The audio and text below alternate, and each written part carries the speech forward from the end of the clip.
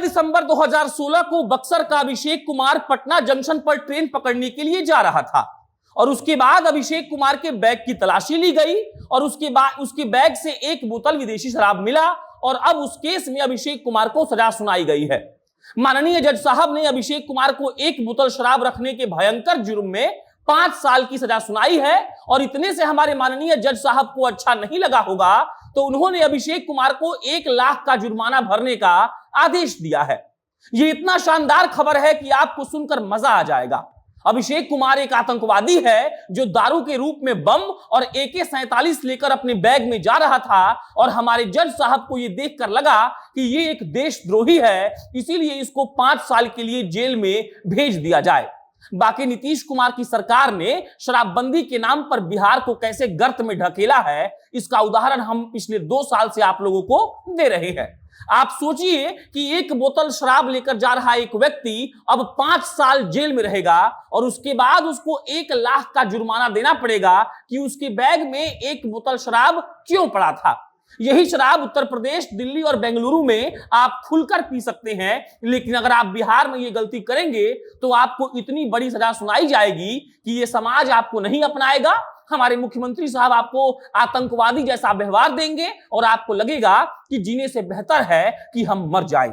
अब नमस्कार स्वीकार करिए, मेरा नाम प्रशांत राय है और आज आपको यही कहानी सुनाएंगे कि कैसे बिहार की सरकार ने पिछले 2 महीने में दारू पीने वाले 89 लोगों को सजा सुनाई है, जिसमें से 10 लोगों को 10 साल की सजा सुनाई गई है। आप बस सोचिए कि एक पेय पदार्थ जो अन्य राज्यों में पिया जा सकता है, लेकिन अगर आप बिहार में पिएंगे तो 10 साल के लिए जेल जा सकते हैं। उसके बाद यह सोचिए कि पिछले 2 महीने में जिन 51 लोगों को 5 साल के लिए जेल भेजा गया है दारू पीने के जुर्म में, क्या वो जेल में रहने के बाद नीतीश कुमार और इस सिस्टम के प्रति अच्छा सोच पाएंगे?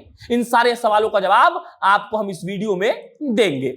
जज साहब का नाम है राजीव रंजन कुमार और हमको लगता है कि इस वीडियो के बाद अगर हम पर कोई मुकदमा हो जाए तो आप लोग साथ दीजिएगा, इसीलिए क्योंकि बक्सर का अभिषेक अपने बैग में कोई हैंड ग्रेनेड लेकर नहीं जा रहा था। वो रेलवे स्टेशन उड़ाने की फिराक में नहीं था कि उसको 5 साल की सजा सुना दी गई। एक बोतल दारू की कीमत अगर किसी की जिंदगी का 5 साल है तो लानत है ऐसे मुख्यमंत्री पर, ऐसे नियम पर और ऐसे सिस्टम पर। और उसके बाद अब अगर आप आंकड़ों में रुचि रखते हैं तो खूब ध्यान से सुनिएगा। पिछले 2 महीने में 157 मामले की सुनवाई हुई है और उसमें से 89 लोगों को माननीय कोर्ट ने सजा सुनाई है। अब सोचिए कि दारू पीने के चलते 89 लोग अब जेल में रहेंगे। वही लोग वही दारू अगर दूसरे राज्य में पीते हैं तो उनको कुछ नहीं होगा। और अब जो बोलने जा रहे हैं एकदम ध्यान से सुनिएगा। जिन 89 लोगों को सजा सुनाई गई है उनमें 4 लोग ऐसे हैं जिनको आजीवन कारावास हुआ है। आजीवन कारावास दारू पीने के लिए। नीतीश जी की सरकार और नीतीश जी का ड्रीम प्रोजेक्ट बिहार और बिहारियों को कैसे बर्बाद करने पर तुला हुआ है, इस पर सोचने के साथ साथ आप ये सोचिए कि अब ये खबर आई है कि अफसर लोग ड्रोन, हेलीकॉप्टर के बाद मोटर बोट से दारू पकड़ने का काम करेंगे। हमारे अधिकारी लोग गर्व से इस बात की जानकारी दे रहे हैं कि 3.5 लाख शराब का मामला दर्ज हुआ है और उसमें से 1.25 लाख मामले पर ट्रायल शुरू हो चुकी है और उसमें से 1850 केस पर फैसला आया है, जिसमें 1129 लोगों को दोषी करार देते हुए माननीय न्यायालय ने सजा सुना दी है। अब इसी पर अगर हम सवाल पूछ लें कि बिहार का वो माफिया, मर्डर करने वाला, रेप करने वाला कितना दिन जेल में रहता है, तो जज साहब का, पुलिस का और नीतीश जी का, तीनों लोगों का हालत खराब हो जाएगा। इसीलिए क्योंकि हमारी पुलिस माफियाओं को पकड़ती नहीं है और हमारे मुख्यमंत्री साहब को शराब से फुर्सत नहीं है कि वो किसी मर्डरर को पकड़ने का प्रयास करवाएंगे। एक अधिकारी साहब ने तो ये कहा कि अलग अलग राज्य के लोगों को पकड़ा गया है और वो लोग फरार हो गए हैं, तो अब बिहार की एक पुलिस जो है उसको टीम गठित किया जाएगा और हरियाणा, दिल्ली, राजस्थान उनको भेजा जाएगा ताकि वो उनको पकड़ कर लाए। और उन्होंने क्या किया होगा ये तो आप जानते ही हैं, कोई दारू पिया होगा और कोई दारू बेचा होगा।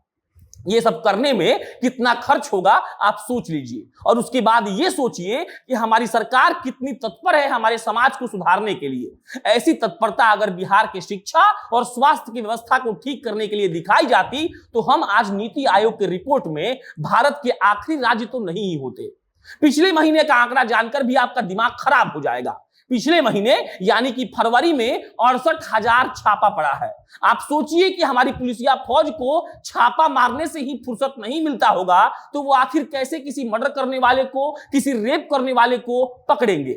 68,000 छापों में 8,417 केस दर्ज हुआ है, 9,805 लोग गिरफ्तार हुए हैं, 1,308 गाड़ियां जब्त की गई हैं। और हुजूर दोनों हाथ उठाकर ताली बजाइएगा ये सुनकर कि सिर्फ फरवरी महीने में बिहार से 3,55,000 लीटर शराब जब्त हुआ है। रिपीट कर रहे हैं, फरवरी महीने में, सिर्फ फरवरी महीने में बिहार से 3,55,000 लीटर शराब जब्त हुआ है। अब इसी पर हम ये पूछना चाहते हैं कि जब आपकी पुलिसिया फौज इतनी तत्पर है तो एक महीने में बिहार में 3,55,000 लीटर दारू आया कहां से? इसका जवाब क्या आप लोग दे पाएंगे? क्या नीतीश जी की सरकार इस बात का जवाब देगी कि जब दारू बंद है तो कौन से चेकपोस्ट से आपका दलाल दारू पास करवा रहा है?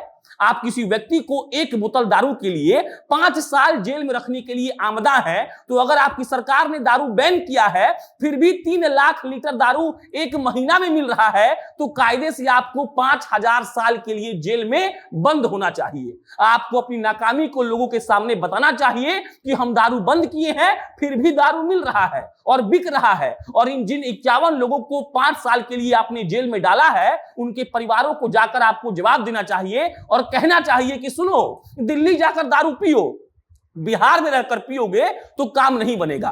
बाकी नीतीश जी की सरकार जिस तरीके से दारू को पकड़ने और बंद करने में लगी है, इतना लगने लगा है कि आज से 20 साल बाद बिहार का हर व्यक्ति माफिया होगा और इसकी जिम्मेदार हमारी नीतीश जी की सरकार होगी। धन्यवाद।